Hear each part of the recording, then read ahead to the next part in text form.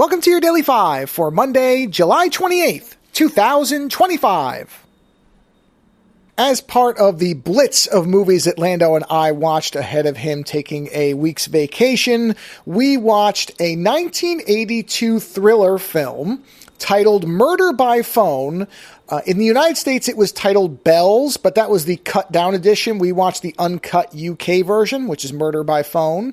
Unfortunately, not available in any type of decent quality. The best we could find was clearly a VHS rip that is right on the borderline of unwatchable, but it was just enough that we decided to press through with it, and I am really happy we did, because Murder by Phone is a fascinating movie. It is a film centered around a technology that is all but erased from any modern person's perspective, which is the analog telephone.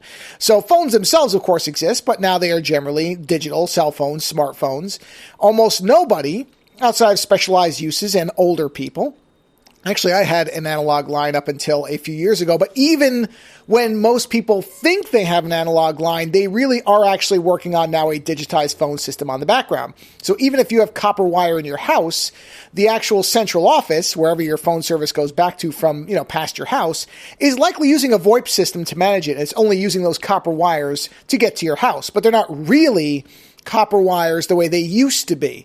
And this movie is centered around a killer who is murdering people via old analog telephones, including, of all things, rotary telephones. Now, this is something that even people only a few years younger than Lando and I might not even remember. It was rare when we were young to see a lot of these. So, I bet my sister, who's 8 years younger than me, probably doesn't really remember a rotary phone. But most people who remember analog telephones when they were everywhere are familiar with touch-tone phones, the buttons that you press. And before that were rotary phones. Look them up if you don't know what they are. But they were kind of the precursors to touch-tones. Took longer to dial, more annoying, slower. And so this movie actually has a sequence where the tension is built around the fact that one person is using a rotary phone and the other is using a touch-tone phone. And that sounds almost goofy to say, and yet it works really effectively in the movie. The movie takes all this very seriously and is actually very entertaining. I believe it was a TV movie of the week back when those were a big thing, which is also a bygone concept at this point. But it's basically about a person who is calling people and sending a signal through the phones that is causing them to, it depends. Sometimes the phone blows up, sometimes they bleed out, sometimes they have seizures, different things, which is a concept that's been explored in other mediums where there's something transmitted over whatever device you want to pick and it does something to. I was thinking about my first thought was the blipverts from the first episode of Max Headroom, where people were seeing ads on TV that would cause them to overload and explode because it would stimulate the electrical signals in their bodies. So this is something along those lines where you just have to pick up a phone and kind of like malware, but for your body, just the act of engaging with the device would transmit this thing to you and would kill you.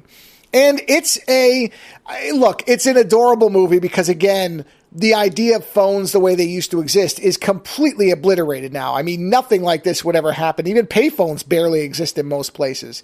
So to see this as an older movie where this analog technology that was everywhere and the power of the telephone company, which is talked about in this movie, where they talk about the fact that the telephone company, when this movie was made in 82, was probably one of the most powerful industries around.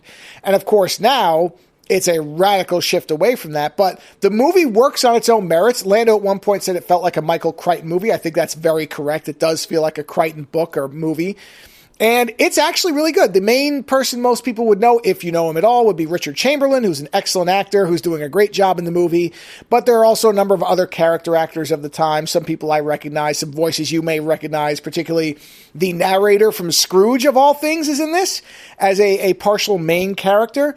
And it's free to watch on Archive because, unfortunately, like I said, I don't think there's any good version of this anywhere past VHS.